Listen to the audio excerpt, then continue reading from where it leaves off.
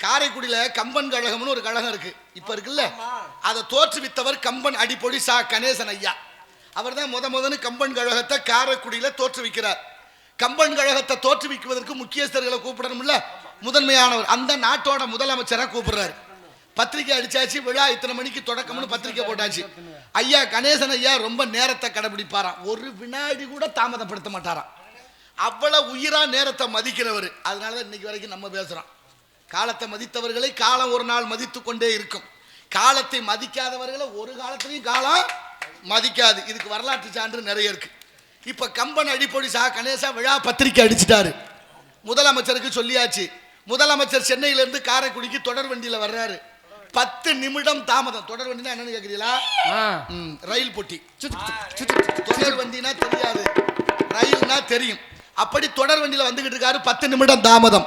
10 நிமிடம் தாமதமானோன்னு முதலமைச்சருக்கு பயம் வந்துருச்சு. ஏன்? அவர் நேரத்தை ரொம்ப கடைபிடிப்பார். அந்த பயம் இருக்கணும் இல்ல. முதலமைச்சராகவே இருந்தாலும் அவர் என்ன சொல்லியிருக்கலாம். ஆனா அவர் பயப்படுறாரு. ஏன்னா அவர் நேரத்தை கடைபிடிப்பாருன்னு. அப்படி நேரத்தை கடைபிடிக்கிற அவருக்கு நம்ம தாமதமா போனா வருத்தப்படுவாரு அப்படின்னு வேகமா அந்த தொடர் வண்டியிலே குளிச்சுட்டு உடை மாத்தி வர்றாரு. 10 நிமிடம் தாமதம். முதலமைச்சர் வரணும்னு அவர் காத்திருக்கல, விழாவை தொடங்கிட்டாரு. கம்பன் வாழ்க, கம்பன் புகழ் வாழ்கன்னு பாட ஆரம்பிச்சிட்டாரு. மேடைக்குள்ள நுழைஞ்சாரு முதலமைச்சர். மன்னிப்பு கேட்டுக்கிட்டே வந்தார். பொறுத்தள்ள வேண்டும், நான் தாமதமாக வந்ததற்கு நான் காரணம் அல்ல.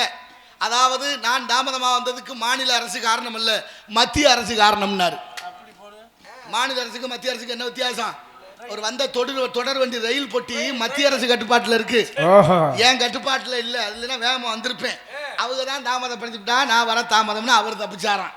இப்பவும் நம்ம ஆளுக மழை பெஞ்சிருச்சு, வண்டி பஞ்சரா போச்சு, இடையில பல பிரச்சனை வந்துருச்சு. சொல்றமா இல்லையா? உள்ளதை சொன்னா பூதிங்காதீங்க.